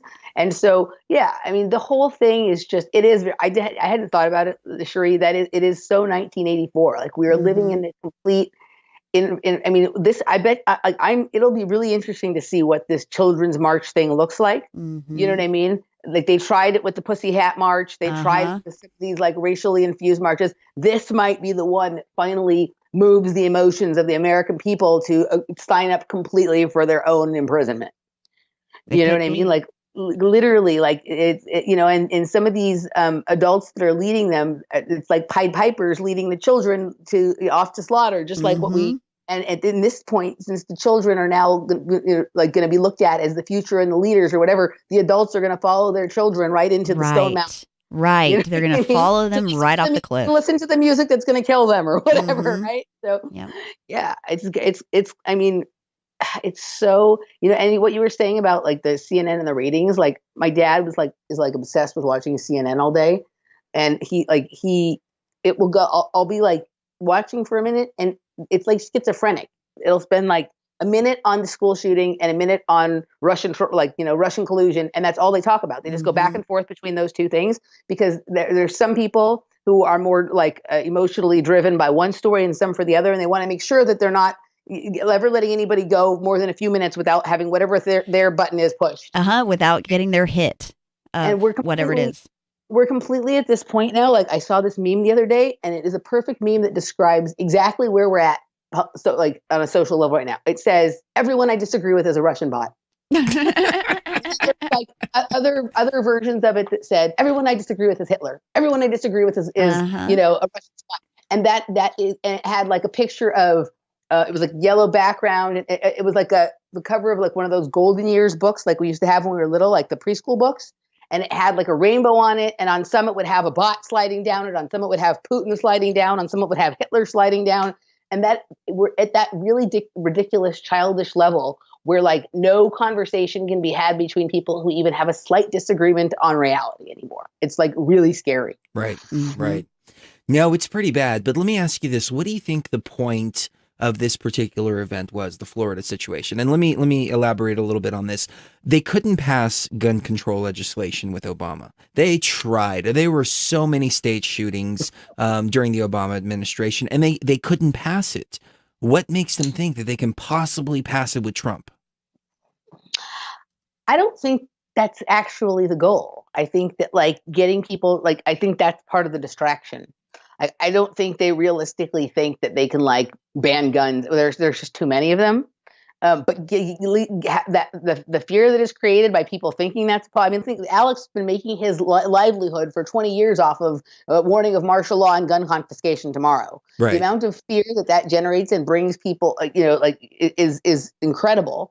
Also, I do think I agree with Zachary Hubbard about the idea that like gun sales always go up after when they do this, and a lot of these like same agencies are making money off of both sides of it, right? And are having things affected by both sides. So I don't know about how much it's really about guns, but I think that's like the glossy cover. I think really this is more just about generating a frequency fear, a fear frequency in people, and getting people to like block out all of the reality that's actually going on around them and focus in on something that is like actually not really part of their life in any way. Distracting people from taking care of their own self and their own family and their own life. I also think it's about I do think a more realistic thing that could happen is stricter like mental health kinds of laws and evaluations, and classifying certain kinds of personality types as belligerents, right, or as oppositional or having some kind of mental illness. Like I think that that's something that they play with, and is not a huge likelihood, but more possible than gun confiscation. And I also think that what a lot of this really is just saturating everybody with the energy of an occult ritual, like a dark ritual, and getting people to swim in that energy and like internalize that and make that part of their lives, just like the racial division and the division between the genders that they're pushing so hard and all of that kind of stuff. Like they want people to really internalize that, and they're trying to break down the bonds between humans. They want people to not trust each other. They want women to not trust men, black and white people to not trust each other, gay people to not trust straight people, all of this kind of stuff. And they want, as many divisions as they can, just like we were talking about being divided in your own self in that last segment, where we were talking about like transgenderism and all that kind of stuff. They want to create as many external divisions and as many internal divisions, as many fragments in a person as possible, because that makes that person more triggerable. It's like a mass, like low dose MK Ultra kind of thing, right? Like they don't. It really makes people. I mean, like this means actually absolutely nothing to like my life or my father's life, but me and my father will have like a few seconds of bickering about it, like when I walk by and see what he's watching and whatever. I think, I don't think my dad is really that stupid. I think he does it a lot of times just to agitate me. And he's like one of these people who like, I think likes the idea of pretending that he's been fooled by it, when really he probably believes more of the things that I say than he will admit to. That's how my grandparents are. Yeah. Yeah. And he like, it's just everybody knows somebody like that. Yeah. And I also think he's also a little bit perturbed and annoyed that like I figured it out before he did. Yeah. And you're right. Yeah. Yeah, because we're, like that's the Jewish part of him that has to be right about everything, right? And you know what I mean? So I think there's that. But I mean, you see people wearing things like, my friend Danny talks about this all the time. Like there's people walking around all over the place in big cities wearing shirts that say the future is female, and they're internalizing that idea. And what does that do both to little boys who see that shirt? Then they feel like they have no future, right? Like it's all of these things, all of this stuff is to like, basically it's like to fear, hopelessness, getting people to like, feel like they can't say things about certain things, like only people who are marginalized deserve to talk. You know what I mean? Only people who have been through something have anything to offer to a situation. And that's just absolutely not true. So it's basically about getting everyone to shut up and listen to the children. It's a good point. Yeah, and I mean, Hitler and everybody else, they knew that you go after the children. That's who you go after, because that's who changes policy later on. For example, when we were going to school, we didn't have cameras in the hallways. We didn't have cameras on the corners, on the street corners. We didn't have metal detectors. We didn't have none of that. And when they started putting them in, it was weird to us. Columbine, yeah. Yeah, and that was, it was even before Columbine. I remember back in like 1993, 1994 is when they installed the cameras. Oh, really? In the schools. Yeah, Oh, wow. I mean, this was in the high school that I went to. So it was it's because they were surveilling you. It was because they were surveilling you, Chris. They were all there for you. Ah, yes, of course. We finally they were get to using the chronovisor. They're using the chronovisor. What we would be doing now, so they were keeping an eye on me then. There you go. But no, they were conditioning people to be okay with that. Yeah, to be okay with it. And now is the next wave, which here's what I see happening, is that Trump wants to arm the teachers. Yes, sounds good on the surface until it's, the teachers aren't capable of having the weapons, so we're going to put militarized police inside of the school. And I mean, they were even talking about this, making the schools more impenetrable. Yes. And that means turning them more into a prison.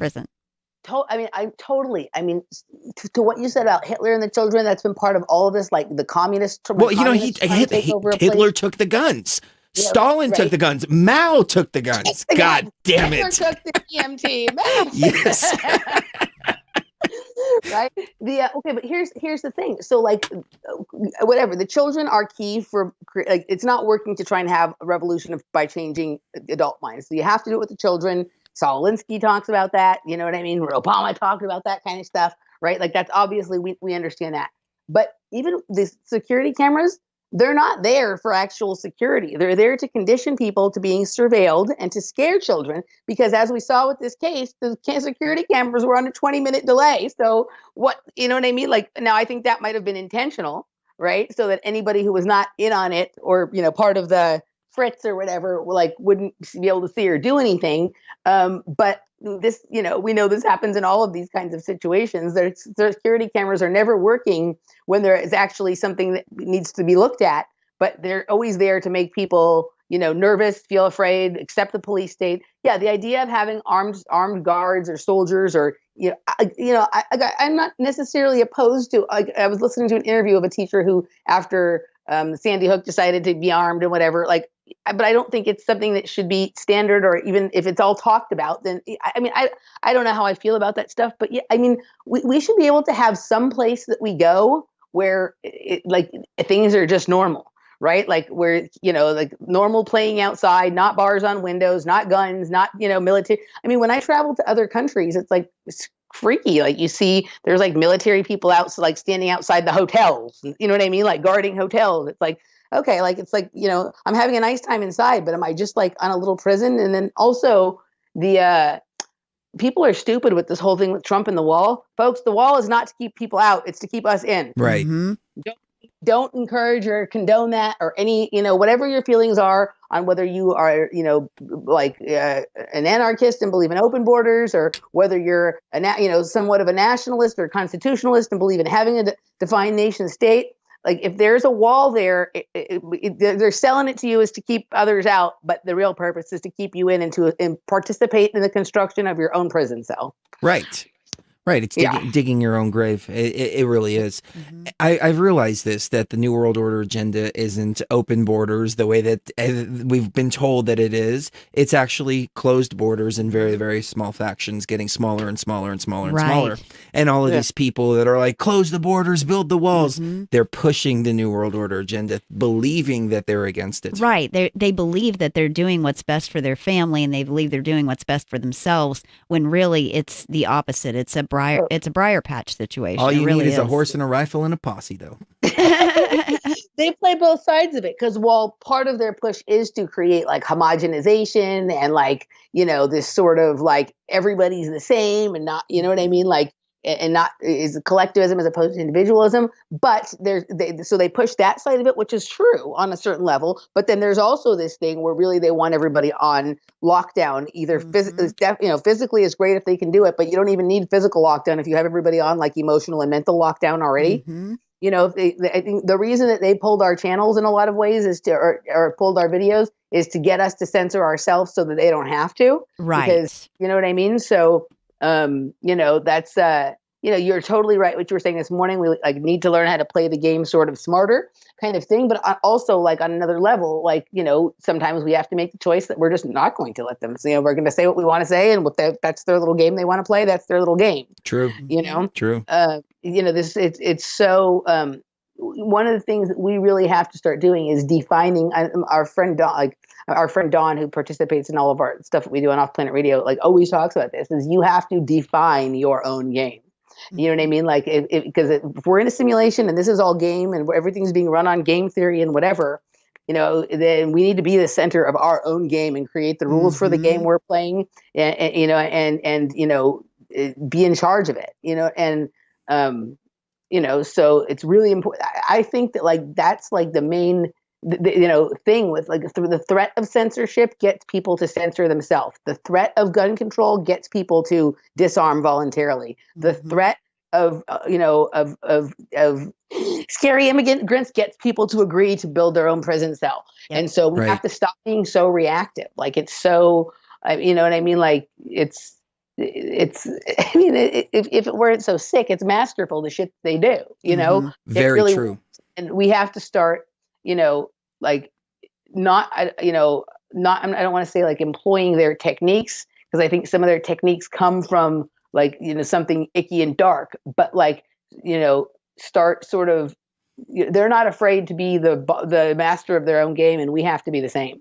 You have to be look, this is my game. These are the rules to my game. This is it. This is what I do. Period. You know what I mean? And we're, moral people. And, they're playing, they're immoral, and they don't care, and they've defined their game. You know what I mean? But you don't have to be like immoral and icky to sort of be as powerful. You don't have to be. They want you to think that. They want people to equate power with force and with nastiness and militarism and things like that. It's not true. Yeah, they want you to believe that nice guys always finish last, and that there's no point in being a good person because, good people end up getting in the back of the line anyway. So, somebody was talking about triggers and how to avoid them or how to recognize them. I think you need to analyze every single reaction that you have to everything that you see in the news, movies, TV, media in general, and analyze whether that's a trigger for you. We'll be right back. Very well said. Let's do this short 5-minute segment on the other side. If Ra doesn't show up, we will just wrap up the broadcast. Yeah. Yeah, I've got a lot going on. So we'll be right back.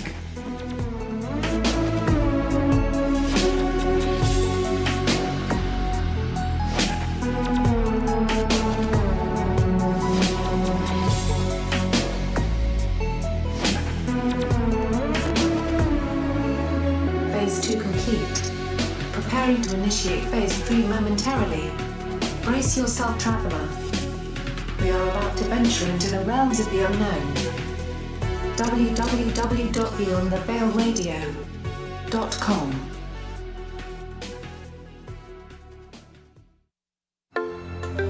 You are listening to Beyond the Veil with Chris and Sherry Geo.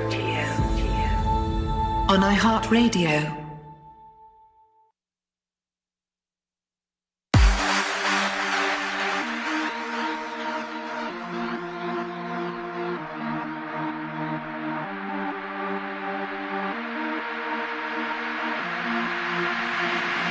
The universe is a manifestation of consciousness. Yet, the universe is real enough to the conscious beings in it, which are as unreal as the universe itself. Therefore, all things are possible. Beyond the veil.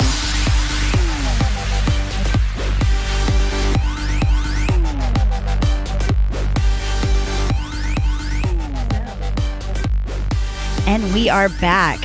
Wrapping it up or going to Raw, but either way, we are back here at Beyond the Veil Radio.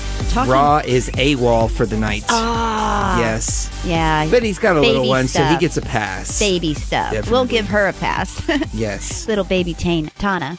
So, Emily, we were talking about triggers and how to avoid them because somebody in the chat room asked, how do we avoid being triggered by these things? How do you catch on to that? And the only thing I can say is I've noticed if I analyze my reaction to every single thing that I'm presented with from people outside of my immediate sphere, friends, family, if I hear something or see something on the radio, TV, in the news, etc., and they say anything, that's it. I analyze one. Is this designed to make me have any kind of reaction? And 2, why am I reacting in this particular way to this piece of information? What is my knee-jerk reaction to it? Those 2 questions usually will eliminate that trigger. So from now on, whenever I hear that, I'm not going to think, oh yeah, that's horrible, we need to go after that person. I think, well, wait a second, you're trying to trigger me, and now I don't believe you on anything. And it's really, really helped. What do you think, Emily?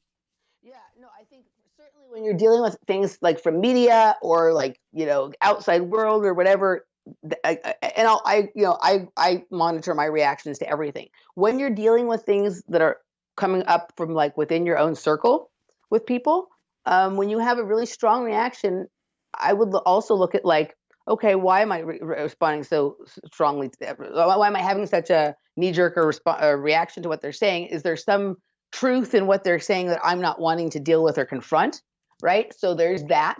And then there's also like, remember that like the people who are in, if so that's like a general thing for like everybody. If we're talking about people who maybe have some kind of, background or they're trying to sort of unwind any possibility of deeper programming for themselves, sometimes the people within your sphere have also been are also struggling with some of that. And sometimes you guys can actually handle or trigger each other like without unwittingly. that being your intention. Right. So like, monitor, and with those, sometimes there'll be strong reactions, but sometimes the subtle ones are really more important. And like I said, monitor your physical body's reaction to some stuff. Like when I was going through my like heaviest phase of like deep deprogramming, stuff would like make my chakra points feel like they were spinning. Stuff would make me nauseous. Sometimes it'll feel like I have like something like grabbing my temples or whatever. Other times things are like more subtle, like just certain vibrations in a certain part of your body. And sometimes like programs like are tied to areas of your body. Like the whole thing with like chakras, like they use geometry, sacred geometry programming to lay down programs in your chakra points. A lot of them are stored not in your brain like people think, but in your chakra points. And so when you're deprogramming yourself, you have to learn how to sort of integrate that to make them not reactive. And so some of the things that really triggered the reactions, actually, rather than avoiding those triggers, you have to expose yourself to them on sometimes a little bit more to sort of get to the point where they don't trigger a response. Because once you're having that awareness, you're already like half the battle is done. And so if you can, get control of your physical and emotional state when that happens, it leaves you less open to being triggered by it in the future. This is all about being in your body, getting to know yourself, doing the work on yourself, taking control of your life and defining your own game, Very well Absolutely. said. Ladies and gentlemen, thank you very much for tuning in. We are going to end it on that note because we are both absolutely exhausted. But thank you to Emily Moyer who stepped in and She's amazing. yes, I love love you. her. We will see you next time as we step even further beyond the veil.